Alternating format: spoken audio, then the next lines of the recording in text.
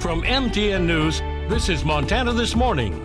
I'm Kristen Merkel in Bozeman. The USPS store is slow at delivering packages. Coming up, we're talking to some concerned residents. Voters approved of the mill levy for the Whitehall Community Library. I'm Caitlin Aguilez, and I'll tell you what the next steps are now that the library has extra funding. Happy Friday, Southwest Montana, 6:30. Chet Lehman, Matt Elwell with you here. We're heading into arguably, at least temperature-wise, the first weekend of summer. It kind of feels that way. Temperatures back into the 90s are pretty close to that. Today it's going to warm up quickly, but I think showers and thunderstorms kind of stall some of that big warm up for us. Morning temperatures already 50s, almost 60 for several areas in Southwest Montana. It's a relatively warm start to the day. Thunder showers possible. Again, maybe some showers even into the morning hours between 11 and 12 out toward Anaconda and Deer Lodge. And we're looking at some heavier thunder showers for the afternoon. Again, that should stall some of the daytime heating a bit. Here's case in point. Thunder showers begin to develop into that 2-3 o'clock range. It's going to drop those temperatures a few degrees there, maybe a little warmer in the mining city at times as we get through the middle afternoon. We're going to talk more about our severe weather threat and much more in just a few minutes. All right, thank you, Matt. 6:31, our top story this half hour, redefining the term snail mail.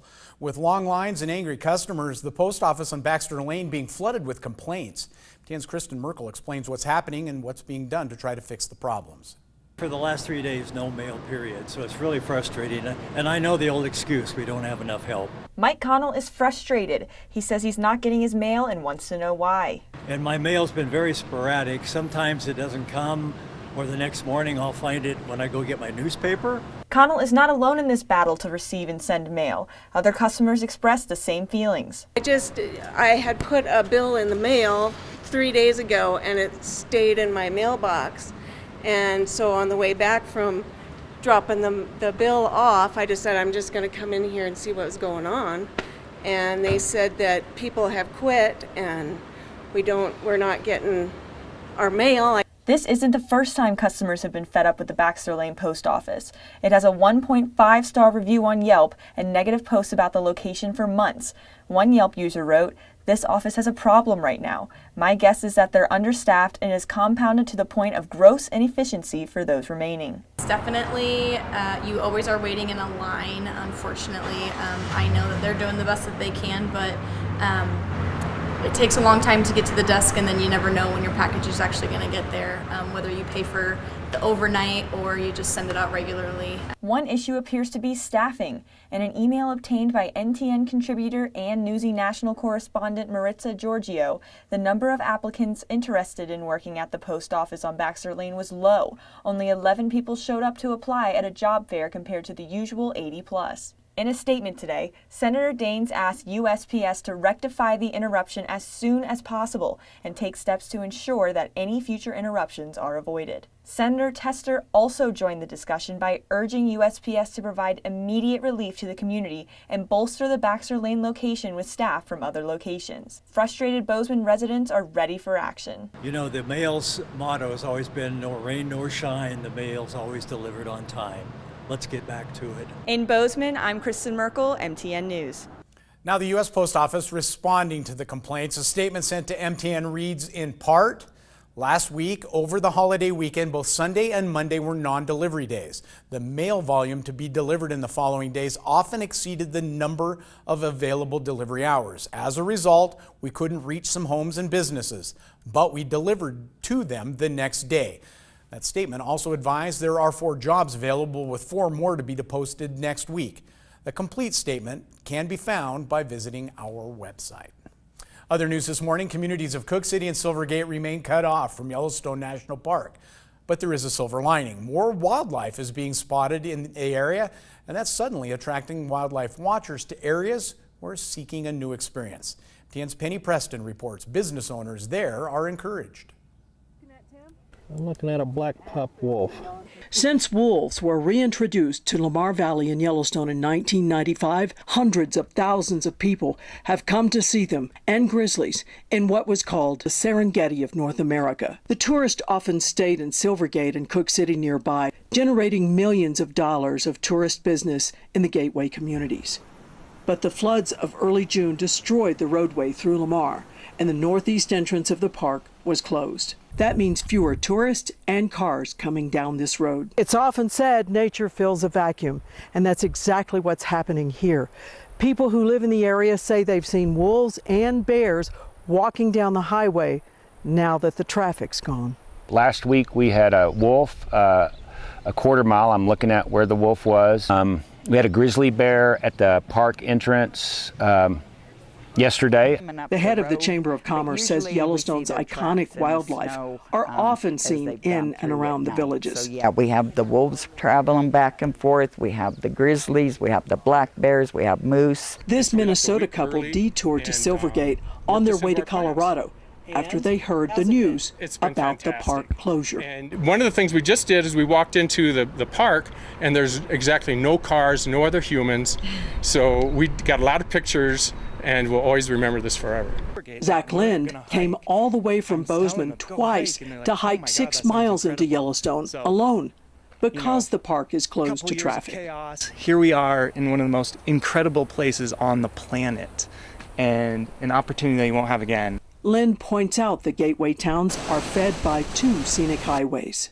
Chief Joseph, the Beartooth Highway will be open in just a few weeks, so you can come from Red Lodge or from Cody. From Silvergate and Cook City, Penny Preston reporting for MTN News. All right, 6:36 now. More money being added to the Whitehall Community Library's budget thanks to voters approving a mill levy to help the library. 10's Caitlin Aguiles finds out what the library is planning to do with those funds. More hours, more materials, and more programs are in store for the Whitehall Community Library following the approval of the mill levy that will help fund it. Keep going. Keep going.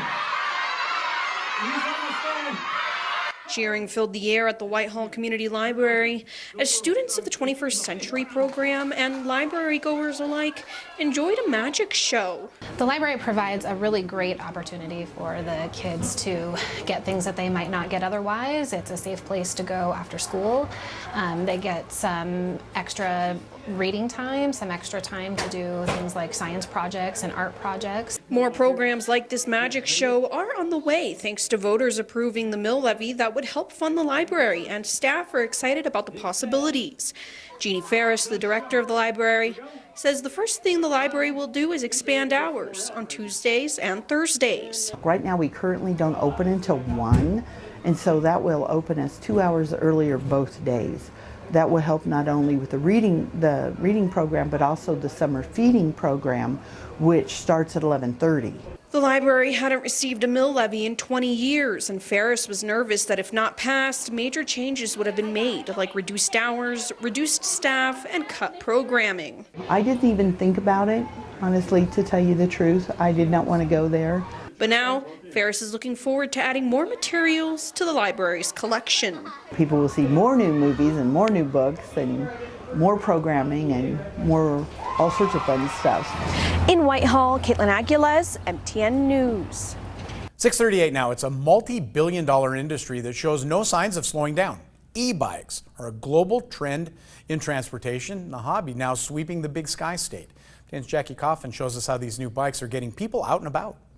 Every now a trend comes in and changes an industry forever. You can see that happening right now in bike shops as e-bikes are taking over.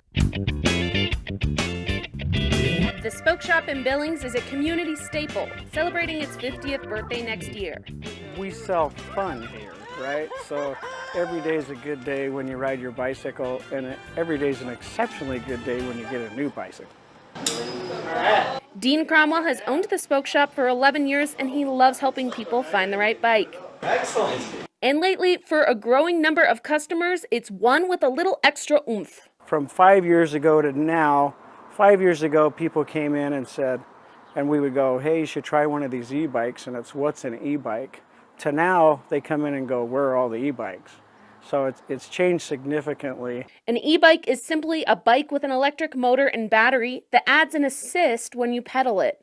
The way I like to explain it is it's you, only stronger, and it's further, faster, funner. And that assist is attracting a wave of new customers. One of the main things is it just gets people on bikes that maybe had given up on it because biking's a pretty physical thing. On an e-bike, especially for people that are getting older, they've had a hip replacement, a knee replacement, I've got a million stories of people going, oh my God, I feel like a kid again with this extra help on the e-bike. So that's what makes them awesome. E-bikes are also changing the way people commute. Well, for me, carbon emissions, for sure. I mean, I was already making this transition before gas prices went up, but it's certainly a bonus. Billings resident Kevin Odenthal is among those now committing to this new cross-town commute thanks to a specialty ordered extended cargo e-bike. For me, it's just about being able to extend what I already do, which is, I'd like to ride my bike pretty much everywhere. Odenthal is already an avid biker, but he says the upgrade will make trips to the store a lot easier. And there's the issue of being able to carry things. But aside from that, I can get almost everywhere in about the same amount of time it would take me to drive. I wanted to try out an e-bike myself, so I grabbed a friend and brought them on one of the best bike rides in Montana, going to the Sun Road in Glacier National Park. And just like a number of Montanans, the fun of e-bikes has me convinced. It really is the next big thing. In Billings, Jackie Coffin, MTN News.